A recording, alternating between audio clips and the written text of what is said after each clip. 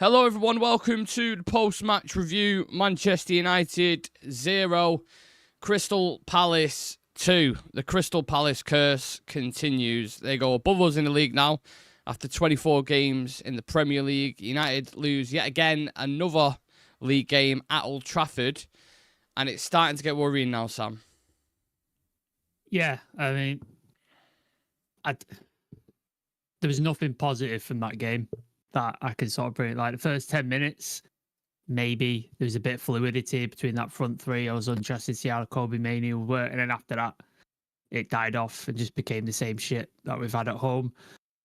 Lucky to go into the break 0-0, I think. And then second half, yeah, just kind of gave up, didn't we? Just kind of sort of let them come onto us, let the game drift away.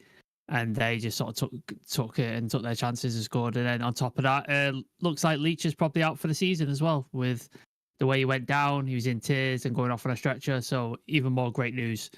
Yeah, not a good day to be a United fan or anybody associated with the club at the minute.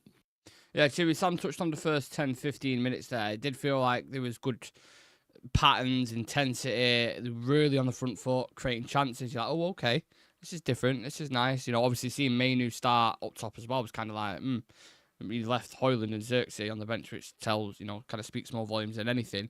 But after that, after 15 minutes, I felt like Palace instantly started to find the feet and then started creating opportunities. And then it was kind of, that was the script, wasn't it? Until the end, pretty much.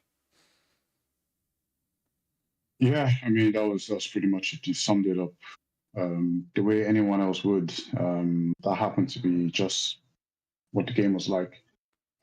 As far as Kobe started, well, as far as that front three started, the manager is still experimenting. And, you know, if there was any game to experiment with this one, because I wouldn't try and tinker during the cup matches, because that's, you know, we need the cups. Yeah. So if there was any game to experiment, it would have been this one. And for the first 15, it really, you know, showed the potential in there. I think it was just the concentration. Crystal Palace, well, Glasgow as well is a really good coach. So you have to give them that, you know, give them that props as well. It was just one of those ones, concentration just dropped. You know, I wouldn't say it was for a lack of trying with the players. Sometimes it's what happens. We just need to be prepared to we just need to give these guys, you know, time to kind of blend, give the manager time to find the right balance. This isn't the time for us to start, tear it all up and start all over again. Yeah. I understand emotions are high, but it's one of those, we just have to be patient and just let it play out and allow the manager to tinker. I mean, how else are we supposed to know? I'd rather him get it wrong now, right? I'll be worried if a year from now he's still doing these kind of things. I'll be worried. But for now, it is what it is, and we should just be patient. And we shouldn't just start, you know, trying to be toxic and all that kind of stuff. So yeah, it was a loss. It was a loss. We move on. It was still extremely concerning, though, wasn't it, Shreyas? Especially the second half more so, but the first half, after the 20 minutes, you could see him cutting through us, couldn't you? Again, like similar to we all remember it under Ten Hag at moments where it's not as open, of course, but just how flaky we are in the transition. It's way off it, aren't we, defensively? Yeah, and the thing has always been with this team is they're not able to, you know, match up with the intensity throughout the entire 90 of the game. And against a team like Palace, who I would say have found some form in the past few games, even they knew how they could actually, you know, control and see this game out. And all credit to Palace, they were able to read Manchester United very perfectly as to how the game would progress. Because after that first 10 to 15 minute mark, it never really looked like they were caught by surprise or they were caught off guard, which was very surprising to see. And yeah, I think just overall, Palace were just, I would say, much better prepared, you know, when it comes to how to actually counter us. Because after that first half, we just never really looked like, you know, we had any idea as to how we were going to turn this game around. I want to go. Usually we do go through the game chronologically and da. Look, we all just watched the game. We saw what happened. It's a lot of the games at the moment. very seam. There's not much in it between both teams, and we're waiting for one moment. And then when the one moment happens, something suddenly sparks into life. Usually after about 70 minutes. That's what I feel like at United at the moment. So we don't need to go through that. We saw the goals. The goals were again unforgivable parts from Maguire's end, especially on the second one. The first one set piece again, but we're not surprised because that happens a lot as well. We concede so many. Defense was asleep on the first one when that free kick goes in. They're all ball watching. They just all look at the ball go over the top of their heads. Don't look at any of the runners when it's that. Who gets the header onto the crossbar? LaCroix. And they just watch the ball hit the crossbar, and then they don't even look at Mateta running in, and then he just puts it in the back of net for the easiest goal he'll ever score. Defenders just stood there looking, and you're like, attack the man. Like, look at your space, look at who's around you, do something. But you're just watching a ball sail over your head. It's like, it's lazy, man. So lazy. Maguire was lazy as well, playing him on side. I've seen Maguire do that a lot. Now, Maguire's fantastic when you're defending the edge of the box. Aerially, he's superb. He dealt with Mateta, a lot in that aspect. But stepping up at times, his timing on the offsides, which is just kind of a basic thing for a centre-back, especially if you're supposed to be a leader, is way off. I mean, even attacking set pieces today, Civir, we had, I think, 11 corners or 12 corners. And the delivery almost every time. How many times we spoke about Bruno's delivery off set piece? Shit, innit? Yeah, it's crap. One of the things that caught my eyes as well was like the matchups in attack. Kazim Richard just had Garnacho in his back pocket all game. Like, Garnacho tried everything. Yeah, Kazim just knocked him out. It's one of those ones where sometimes quality, sometimes the matchups, maybe he just needed someone with a little bit more flair. Because it was so easy for him. I was watching it the whole time. I don't think Garnacho beat him. I can't remember the first 15, but like when Palace, he never tried to take him on, did he? Not once. No, he did. He tried, but because it just he would go up, he'd do this, and then he'd go back. Yeah, like he'd just go backwards, and you're like, Whenever a few times he tried to knock it past him, but it was so easy to read. Like it was so. After that first knock, I think it was the cutback when he tried to score from Menu. After that cutback, Richards were, completely all over him. Yeah. It was just so easy. We saw some of the matchups as well. And then when you have Kobe Mino against Croy and Richards as well, like it's a bit, it's one of those ones where it was a bit of a mismatch.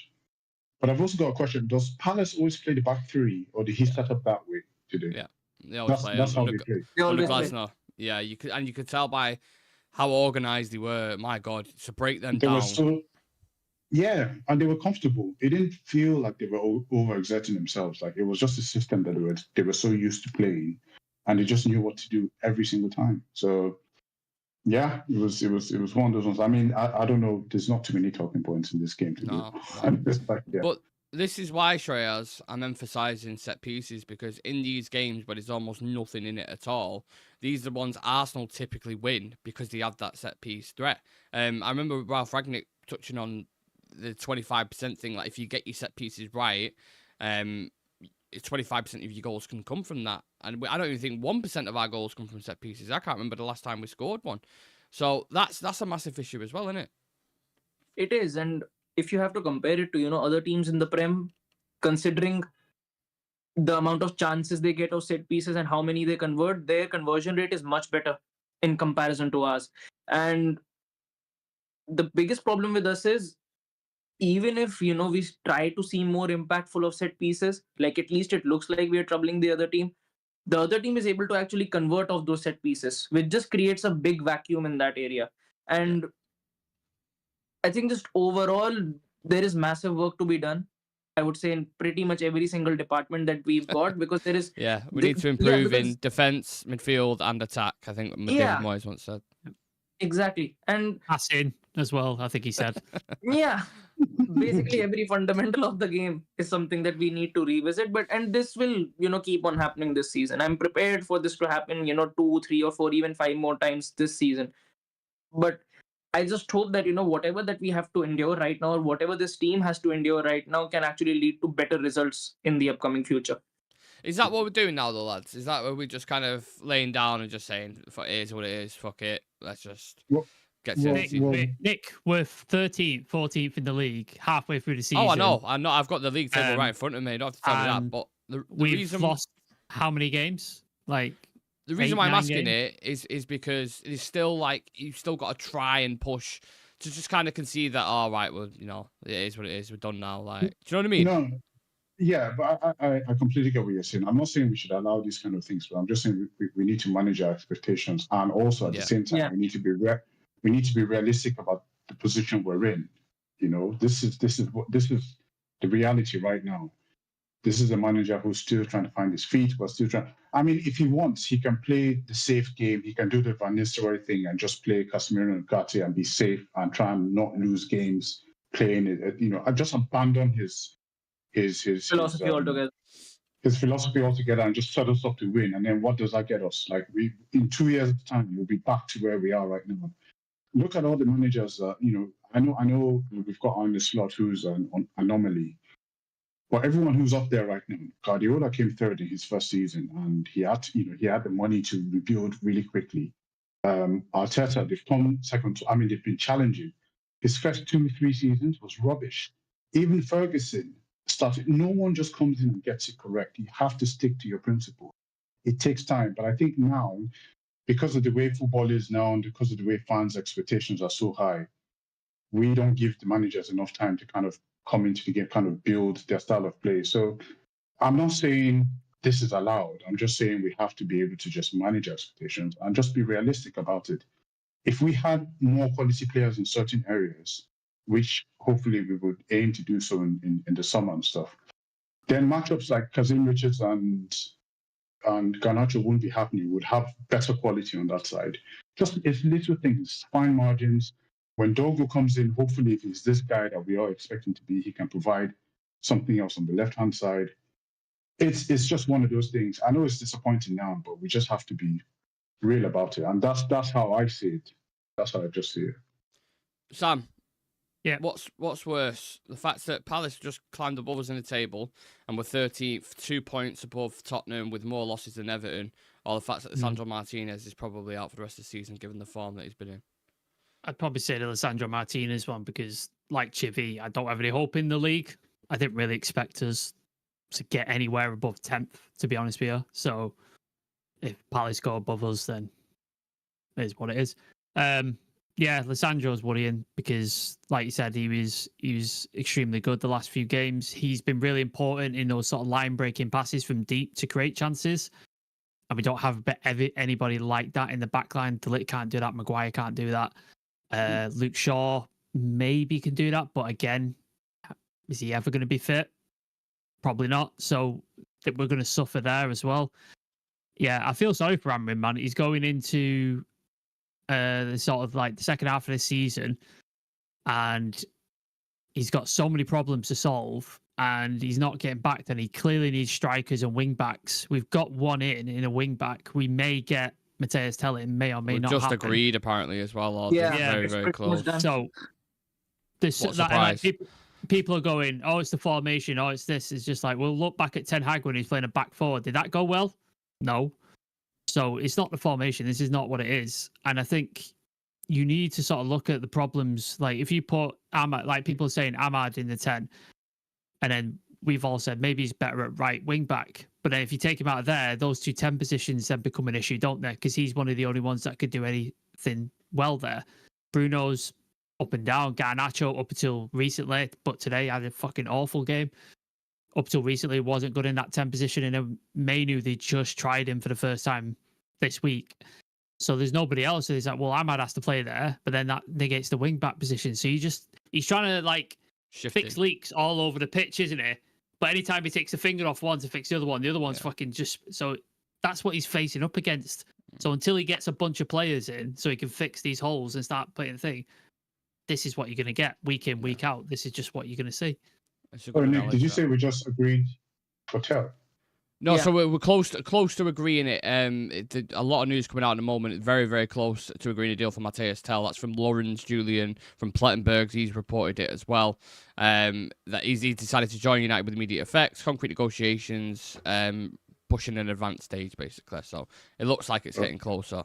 It's not happened, But it looks, Yeah, but yeah, yeah. again, you see these kind of things after a game when we've lost as well. It won't be surprised me. It's like, please put something out after that shit performance. But yeah, Sam touched on Leach there. Obviously, it's a huge issue. Civir. My thing is, who do you play there instead of him? Because he's the only left-footed player who brings that balance and is obviously massive for progression through the lines and his leadership. Who do you put there now on a permanent basis? I'll put Mazraoui there. Interesting. Left, yeah. I'll put Mazraoui. I mean, who else are we going to put? Oh, Luke Shaw's the answer, isn't it? But he's not. But he's not. Is he fit? Yeah, He's not, just getting fit now, but it's like, how long will he?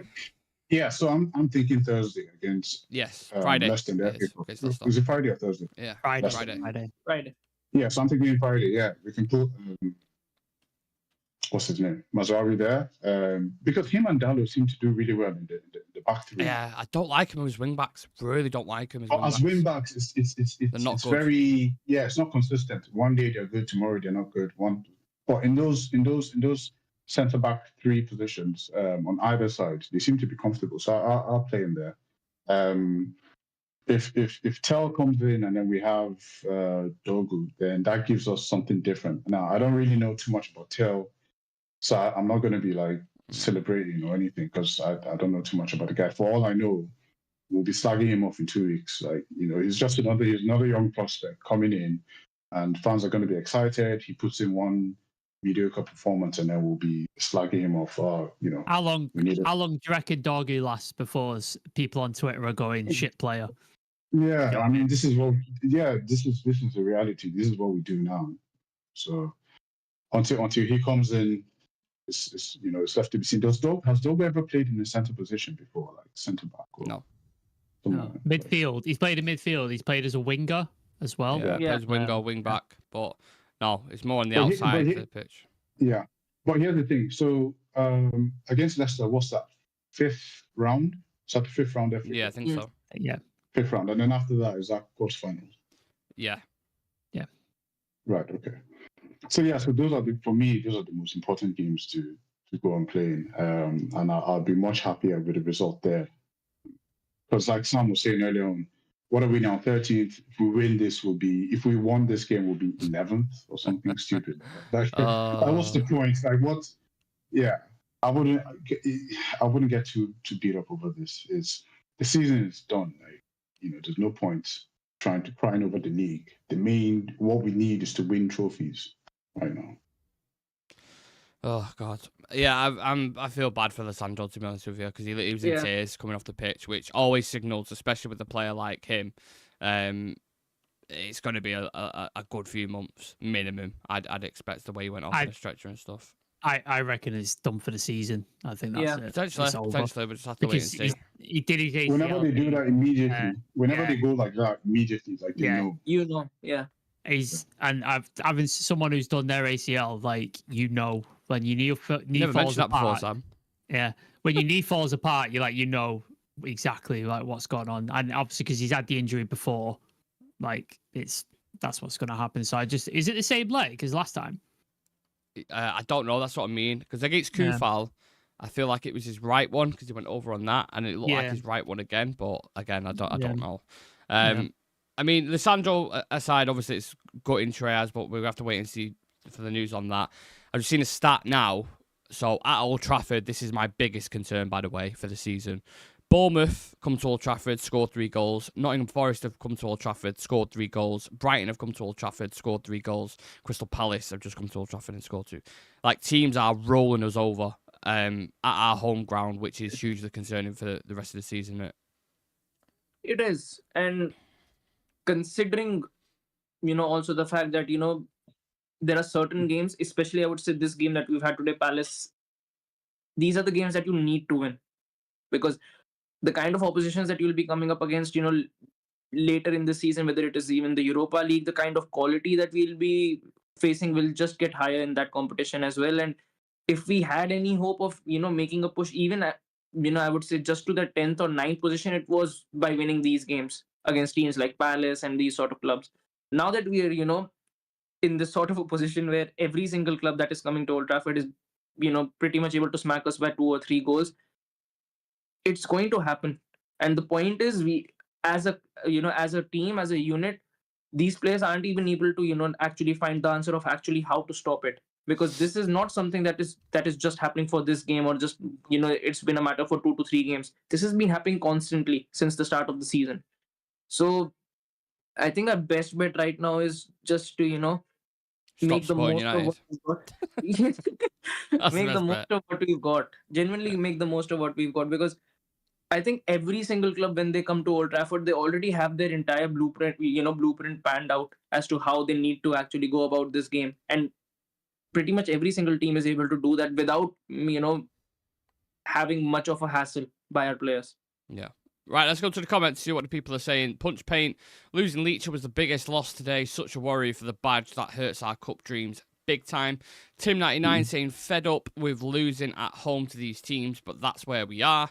Rayanator, wingers were poor. Maguire and Mateta was a shocking mismatch. Yoro was completely off the pace and took too long on every pass, and we now understand why those two donkeys up top were dropped.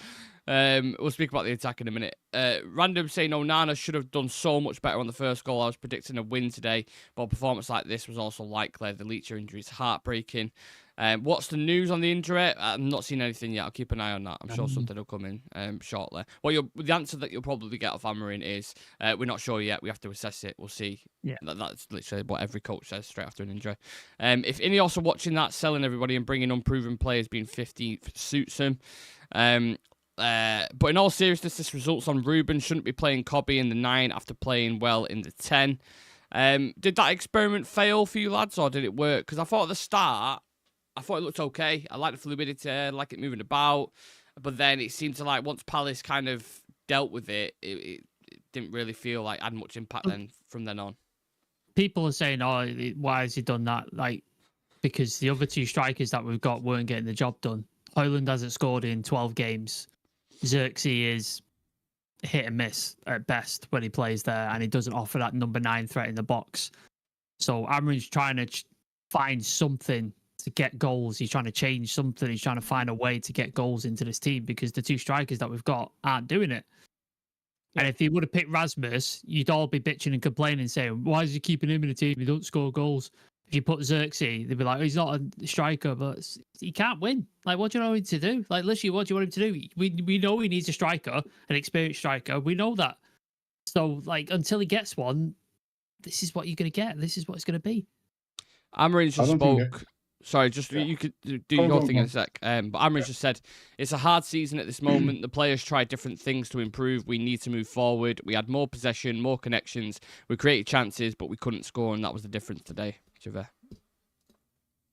Yeah, I think he was just like tinkering, just trying out something new, because Cobby gave him a new idea after the last game, playing him in an advanced sort of position. Maybe just the matchup today just didn't work. It's one of those things. I don't think he played Cobby just because he doesn't trust any of the other guys, but I just think he wanted to try something new. And he's got it wrong, and that's it. But I don't think it was a bad experiment, to be honest. Especially what we saw within the first 15 minutes. It's probably something that they can work on more as we progress, I think. Yeah. The transfer window is going to have a big say in this, Shreyas, for the next day and hours we're talking at the moment, aren't we, I suppose, instead of thinking. Do you see anything happening, or what would you go and do right now? I would go and I think the Tell deal is pretty much done.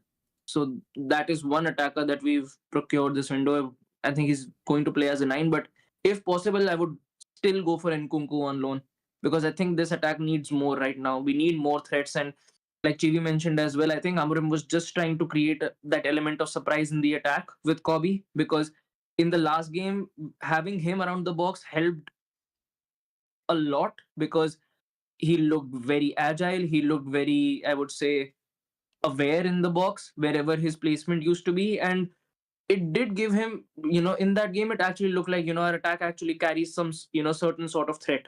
And I think that is the kind of, I would say, theory he was working on today as well, that having Cobby around that area with, the pace of Garnacho in there, and having someone like Ahmad alongside him as well, probably could create more chances. and probably open out more spaces for Garnacho and Amad to move into, but just didn't work out today because Palace are very well drilled in this system. They've been playing in it in a long time, and they've got very good players to actually play the system out, especially when another team is actually trying to pressure you a lot. Because after the 10 to 15 games, they were able to counter press, and every single time on the break they had us. So I think the experiment as a striker maybe not that great with Kobe, but as a 10, I think there are still a lot of variables that he can work about with. But I think this attack genuinely needs a lot more. Not just 10, I think that it needs a lot more. I don't blame him for trying something because, like we said, the strikers have been so shit. You have to try and be innovative, and you don't know. You might see it in training, but you don't know until you do it on the pitch. So I actually don't blame him for trying that. I completely understand it. And you look at our attackers. This has been one of the biggest fucking downfalls for me this season. Even Xerxes, when he came on, right? I mean, some of the passes that he was one to Garnacho. Simple pass out wide, overhits it, nearly goes out for a throw, and you've got to recycle possession and then go again. Some of it is really like, it's like you've come on and you're not even like ingrained in the game. It's like you're almost too nonchalant at times. Højlund, there was a time when it got pinged into him when his back was the goal, and it just went boom straight back to him like it was like ping pong. Yeah, both of them have like massive things to improve on. To even be a part of this squad the way they're playing at the moment. That's one of the biggest fundamental issues for me. Sam, just lastly on the market, what would you go and do? What do you expect? Mateus Tel probably gets done, I imagine, last minute. But then we'll probably let him be on the bench for Bayern, like we did for Dorgu for his final game before we get him in, and he'll probably miss the Leicester game, which will be excellent. Don't understand why we did that for Dorgu. Like, just let him sit on the bench at Lecce for his last game. He's been done for a week. Why? So that was bizarre to me. So yeah, probably Tel comes in. I don't see anything else happening, if I'm honest. Maybe it gets reassessed if Leach's injury is as bad as we think it is. Maybe they go do something. I doubt it, but maybe. The two things we need is we need a right wing back and we need an experienced striker, and we're not going to get either of those. So we've got to do with what we can at the minute. That was going to be my next question, Civir. Do they react because of the Alessandro thing, or do they just go forward with what they got? I think we'll probably go forward with what we have. But I think about the financial aspect as well. It's January. You can't be making too many wholesale changes in Jan, especially if you plan on going big in the summer. And I think we'll probably just try and salvage what we can with the team that we have. It's good that we have another attacker coming in. I don't see it happening with the window so close that we try and go for someone else. The defender we got from Arsenal, apparently, I'm hearing that he's going to be playing in the first team. So yeah, Time to step up, mate. Yeah, we've just got you, and now you're gonna have to start, mate. Like fucking, get on it. Imagine. Where's Johnny Evans? He'll be in, but you can't left-sided centre half. I think that Ipswich game done him over completely. To be honest with you, that first game when they scored, he was like, "Yeah, not for me in that role." So yeah, it's gonna probably be Delit or Euro in it. Yeah, it's probably one of those ones. They're gonna have to just earn their money. Really, we're paying them decent wages, paid proper transfers for them. I don't think the board are just going to be able to splash out that way, especially if we still have money to, we still have to balance the books. So there's that aspect in it. And I think when you have a manager like Amorim, you have players that we've spent big in the summer. There's no point just trying to go all out in January. We just have to just ride it out for the rest of the season and see how that goes. Hopefully this Tel thing works. Sorry? Arsenal 1-0 up, by the way, against City. Wow. Interesting. 3 minutes. It's another dagger there in your back, Chivy. I would relate United's season to being dragged along by a car if you're on a rope, and the wins or draws that we happen to pick up along the way is when the car stops, when they need to go take a piss, and then they get back in the car, and then you're being dragged back along the road for the rest of the season. That is how it's going to feel, I think. I think we're going to win the odd game here or there, have the odd surprise, but for the majority of it, it's going to be pretty shit. It's going to be pretty grueling. And we just need to get to the end of the season now, and hopefully we'll by some magical miracle we take a Europa League with us on the way, or some FA Cup or something. Do you remember the Ragnick 6 months? This is what it's going to be. Yeah. This is what it's going to be like. Where we were just every week we were just like, fucking hell, like just yeah. And also, this is what it's going to be like. When you reflect on the Ragnick thing, he was right in everything he was saying. Oh yeah, 100%. But obviously, they was like, as soon as the season finished, he was like, "Yeah, fuck off, Ralph. Cheers, mate. Season a bit. We're gonna go a different path." Now I remember him saying the exact same things. Yeah, literally the exact same things. This team's not good enough. We're not got enough this, not good enough that. Yeah. And now the Ineos are like, "Oh yeah, you're right. Yeah, we need to sort this out." Yeah, big summer ahead for Manchester United. Look, I'm gonna leave it at that. We're not going to do man of the match or anything like that because it was just it's the only point. Really. Before the game ended, I was like, who's the best performer for us? And I couldn't. No. I can't pick one out. I'll tell you who one of the worst one was. Diego Dalot for me. Oh my goodness.